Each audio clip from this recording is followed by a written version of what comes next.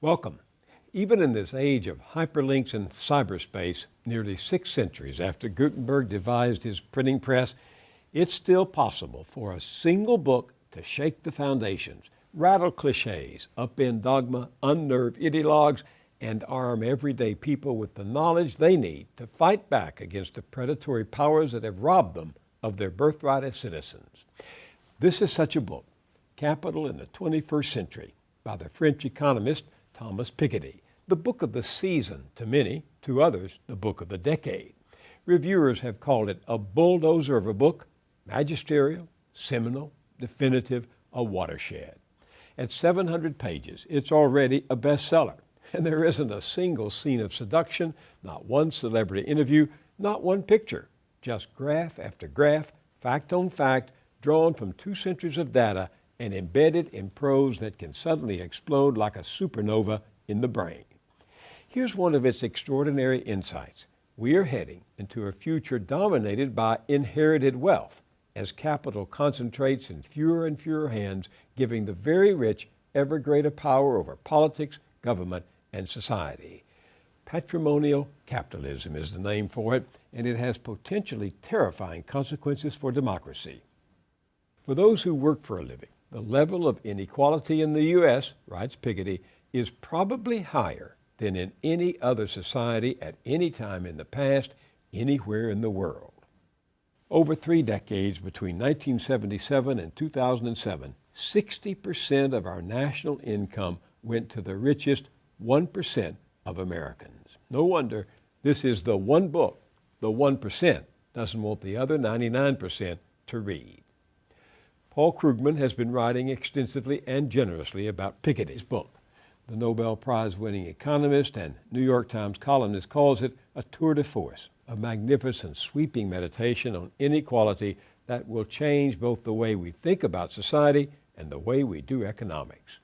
As scholar, author of many books, and widely read columnist and blogger, Paul Krugman has himself changed a lot of thinking on politics and economics. Welcome back. Hi. Inequality has been on the table for a long time. You've written extensively. Others have too. I mean, it's a familiar issue, but what explains that this book has now become a phenomenon? Actually, a lot of what we know about inequality actually comes from him because he's been an invisible presence behind a lot. So when you talk about the 1%, you're actually, to a large extent, reflecting his prior work. But what he's really done now is he said, even those of you who talk about the 1%, you don't really get what's going on. You're living in the past. You're living in the 80s. You think that Gordon Gekko is the future. And Gordon Gekko is a bad guy. He's a predator, but he's a self-made predator. And right now what we're really talking about is we're talking about Gordon Gekko's son or daughter. We're talking about inherited wealth playing an ever-growing role. So he's telling us that we are on the road not just to a highly unequal society, but to a society of an oligarchy, a society of inherited wealth, patrimonial capitalism. And he does it with enormous amount of documentation, and it's a revelation. I mean, even for someone like me, it's a revelation. I was going to ask, what does Paul Krugman have to learn from this book? Even the title, the first word in the title, capital. We stopped talking about capital. Even people like me stopped talking about capital because we thought it was all about human capital. We thought it was all about earnings. We thought that the wealthy were people who one way or another found a way to make a lot of money. Right. And we knew that that wasn't always true. We knew that in the Gilded Age or in the Belle Epoque in Europe, which he prefers to talk about, that high incomes were mostly the result of having lots and lots of assets. But we sort of said, well, that's not the way things work anymore. And he says, oh yeah? It turns out that you're wrong, that it's true that right now, a lot of high incomes in America are people who didn't start out all that rich, but we're rapidly moving towards a state where inherited wealth dominates. I didn't know that. I should have known it. I should have thought about it, but I didn't. And so then here comes this book with, I mean, it's beautiful. It happens to be analytically beautiful, if that makes any sense at all to the viewers. As you know, I'm no economist, but I found this book, as I said in the opening, just very readable, and suddenly there'd be this moment of epiphany. Yeah, it's a real eureka book. You suddenly say, oh, the world is not the way I saw it. The world, in fact, has moved on a long way in the last 25 years and not in a direction you're going to like, because we are seeing not only great disparities in income and wealth, but we're seeing them get entrenched. We're seeing them become inequalities that will be transferred across the generations. We are becoming very much the kind of society we imagine we're nothing like. Here's Piketty's main point. Capital tends to produce real returns of 4 to 5%, and economic growth is much slower. What's the practical result of that? What that means is that if you have a large fortune, suppose that our family has a large fortune, the inheritors of that large fortune can live very, very well. They can live extraordinary standard of living and still put a large fraction of the income from that fortune aside, and the fortune will grow faster than the economy. So the big dynastic fortunes tend to take an ever-growing share of total national wealth. So when you have a situation where the returns on capital are pretty high and the growth rate of the economy is not that high, you have a situation in which not only can people live well off inherited wealth, but they can actually pass on to the next generation even more, an even higher share. And so it's all, in his terms, R, the rate of return on capital, and G, the rate of growth of the economy. And when you have a high R, low G economy, which is what we now have, then you're talking about a situation in which dynasties come increasingly to dominate the top of the economic spectrum. And a tiny fraction of the population ends up very dominant. What's the realistic impact of this on working people? There's a direct impact, which is that part of income is always going to go to labor, although that seems to be a diminishing fraction, but the part that comes from capital is going to be in the hands of a very few people. The other thing, which I think is critically important, and he talks about more towards the end of the book, is the political economy. That when you have, it's what Teddy Roosevelt could have told you and did, that when you have a few people who are so wealthy that they can effectively buy the political system is going to tend to serve their interests. And that is going to reinforce this shift of income and wealth towards the top. Do you agree with him that we are drifting toward oligarchy? Oh, yeah.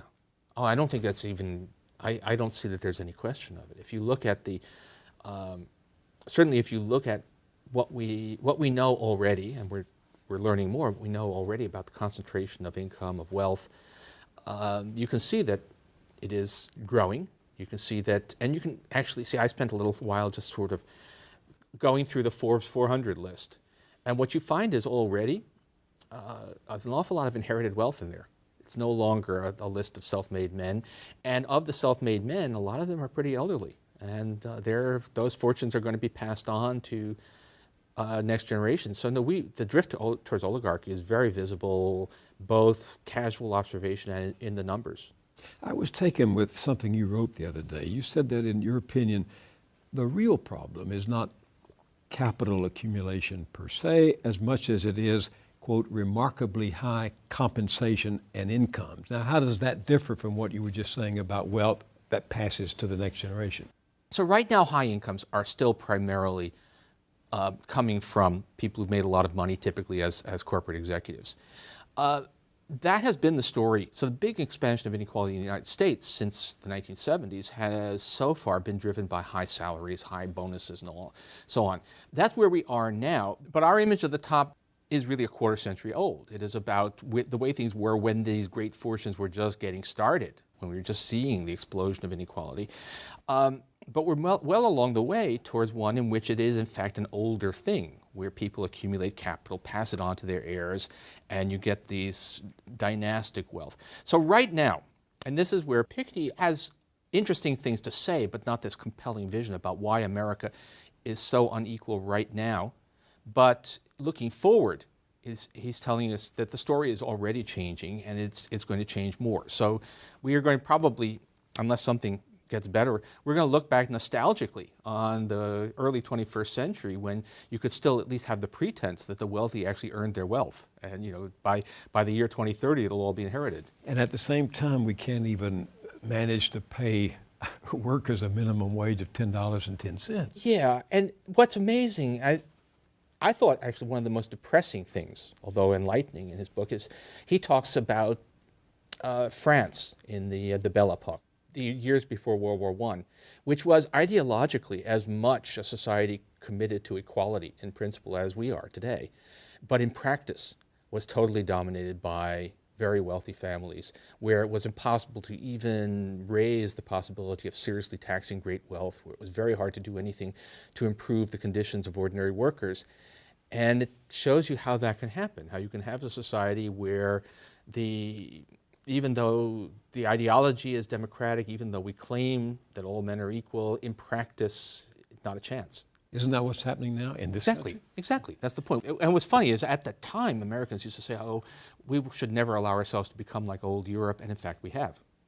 But we have had the Rockefellers, we've had the Carnegies, we've had the Pews, we've had big dynasties that transferred their wealth from one generation to another. Yes. Before World War I, we had our dynastic families, but they were not nearly as dominant as they were in Europe, largely not because we didn't have high returns on capital, but because we were growing so fast. We were an immigrant nation, a fast-growing nation, so they hadn't been able to establish a lock. And then after that, we had a long period of high taxation of large estates, of high taxation of capital income. But now we're on our way back. Now we're on our way back towards something that looks much more like that kind of hierarchical society. Piketty makes the point that the very size of inherited fortunes today is so great that it practically makes them invisible. Quote, wealth is so concentrated that a large segment of society is virtually unaware of its existence. Sure. If you have conversations with people who are not in this business, who are not economists, they have no idea what real wealth means in America. They think that having $1 million makes you wealthy. They think that, or having a salary of several $100,000 makes you wealthy. And while it's certainly true, that's a vastly privileged condition compared with most people, the sheer size of those big fortunes is so far outside our normal experience that it does become invisible. You're never going to meet these people. You're never going to have any sense of what it is that they control. And most people, I think, have no idea just how far the commanding heights are from you and me. You remind us often, and you did so just the other day, that the United States has a much more unequal distribution of income than other advanced countries, and that much of this difference comes from government action, such as? If you look at European countries, just about all of them, they don't actually necessarily have higher taxes on very high incomes. That's not so much the factor. And they have higher taxes overall, which are used to pay for a lot of programs of aid. So you have universal health care, right, and we have sort of are stumbling our way towards something like that now. But they have a lot of income support for people with low incomes. They have lots of support for young parents. They have lots of, basically a lot of redistribution, which is a dirty word in U.S. politics, but in fact is essential to having a decent society. So that to be, the average American is richer than the average person in France, although that's mostly because we work longer hours, but to be in the bottom of the bottom fifth in France is a far, far better thing than to be in the bottom fifth in the United States because of these government policies. It's not that wages are especially high at the bottom in France, a little bit higher than in the United States because they have a high minimum wage, but mostly you have government programs which make an enormous difference. The level of inequality of market income, what people actually make, is not that different among advanced countries. The level of inequality of disposable income, once the government has gotten through taxing and spending, is much, much higher in the U.S. than it is in most other advanced countries, and that's because of the government. Why is, as you said, redistribution such a noxious word in our political system? I think mostly it's just because there's a very effective apparatus of TV and print media and think tanks and so on who hammer against any suggestion of redistribution. They've managed to convince a lot of people that it is somehow un-American, which actually, if you look at American history, that's not at all true, but it's just been pushed very hard. I think also in the United States, look, we have to admit it, that race is always lurking under almost everything in American life. And redistribution, in the minds of a lot of people, means taking money from people like me and giving it to people who don't look like me. And I think that is a big difference between us and Europe. You do know that conservatives are regularly, consistently saying that inequality doesn't matter, that if the very rich were less rich, it wouldn't really make a difference to people out there working for a living. But of course, what Europeans do, which is to tax the rich and use it to provide benefits to people lower down the scale, that makes a big difference. That can make an enormous difference. You can take a few percent of national income, take it away from that top 1% and direct it towards the bottom 20%. That's a tremendous gain in the quality of life of the bottom 20%. So just think about, actually, we have a health reform. It's not the health reform we would have wanted, but it's better than no reform. It's financed in large part with small surtaxes on high incomes. That's, if you actually ask where the money's coming from, a lot of it is coming from an additional tax on investment income, an additional tax on earned income for very high earners. That is going to give basically everybody in America the guarantee of being able to have essential basic health insurance at an affordable cost. That's a huge change in people's lives, which is being financed in large part by taking a little bit from the top. So a little bit of Robin Hoodism does a lot. You could do a lot more than that. So no one is talking about just, let's punish the rich for the sake of punishing them, but the question is, can you do redistribution in a way that makes this a better society? And the answer is yes. Well, at the end of his book, Piketty is talking about a global tax on wealth. Do you think that's feasible?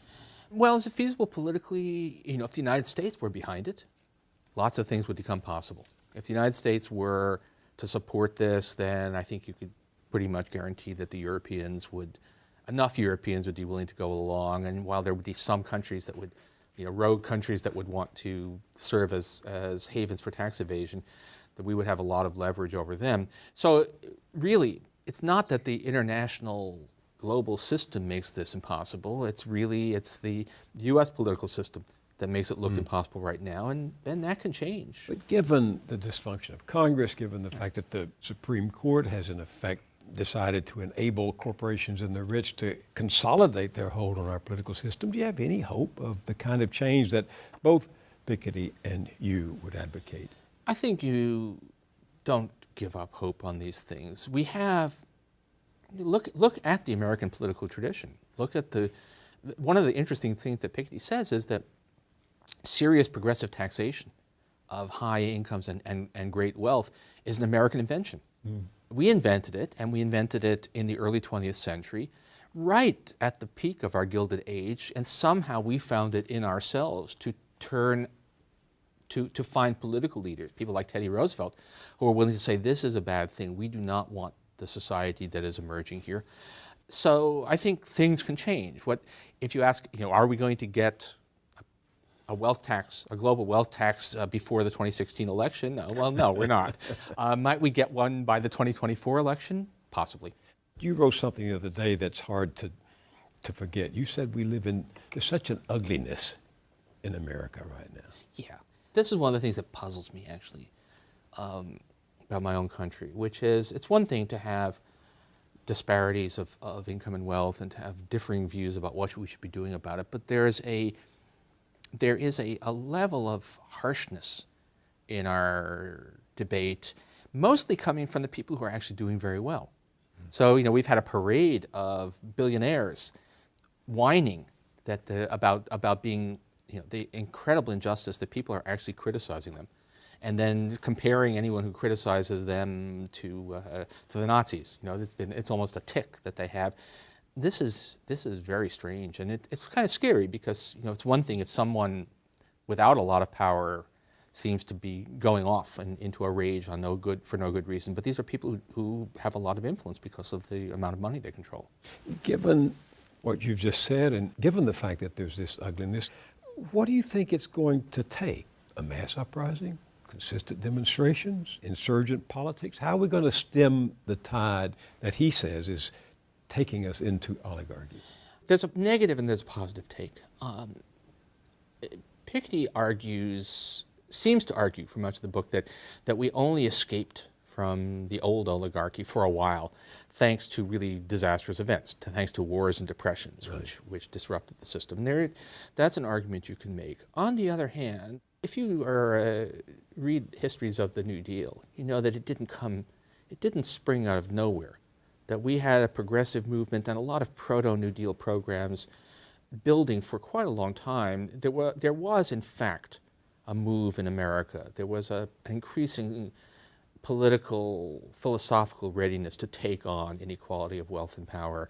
long before FDR moved into the White House. And so I think there are better angels of our nature, that there is this ugliness, and which can be frightening, but there is also a redemptive streak in here and in other places, and you don't give up hope on this, that given consistent argumentation, given events, and perhaps, as people become more aware of what is actually going on, then there is a chance of changing things. Do we know that? No, but there's nothing in what we know now that says that you should give up hope of being able to change this even without catastrophe. Paul Krugman, thank you very much for joining me. Well, thank you for having me on.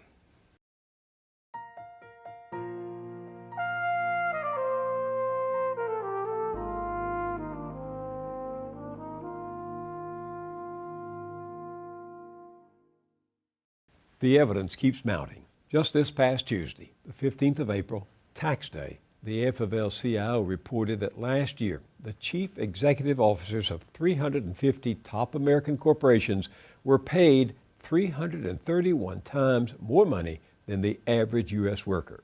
Those executives made an average of $11.7 million compared to the average worker who earned $35,239. As that analysis circulated on tax day, the economist Robert Reich reminded us that in addition to getting the largest percent of total national income in nearly a century, many in the 1% are paying a lower federal tax rate than a lot of people in the middle class. You will no doubt remember that an obliging Congress of both parties allows high rollers of finance the privilege of carried interest, a tax rate below that of their secretaries and clerks. And at state and local levels, while the poorest 20% of Americans pay an average tax rate of over 11%, the richest 1% of the country pays half that rate. Now, neither nature nor nature's God drew up our tax codes. That's the work of legislators, politicians, and it's one way they have, as Chief Justice John Roberts might put it, of expressing gratitude to their donors. Oh, Mr. Adelson, we so appreciate your generosity that we cut your estate taxes so you can give $8 billion as a tax-free payment to your heirs, even though down the road the public will have to put up $2.8 billion to compensate for the loss in tax revenues. All of which makes truly repugnant the argument heard so often from courtiers of the rich that inequality doesn't matter. Of course it matters. Inequality is what has turned Washington into a protection racket for the 1%. It buys all those goodies from government, tax breaks, tax havens, allowing corporations and the rich to park their money in a no-tax zone, loopholes, favors like carried interest, and on and on and on. Listen, there's a big study coming out in the fall from Martin Gillens at Princeton and Benjamin Page at Northwestern, based on data collected between 1981 and 2002. Their conclusion, quote, America's claims to being a democratic society are seriously threatened. The preferences of the average American appear to have only a minuscule, near zero, statistically non-significant impact upon public policy. Sad that it's come to this. The drift toward oligarchy that Thomas Piketty describes in his formidable book has become a mad dash, and it will overrun us and overwhelm us unless we stop it. At our website, BillMoyers.com, you can find out much more about Piketty's book and the debate it has sparked on both the left and right. That's at BillMoyers.com. I'll see you there, and I'll see you here next time.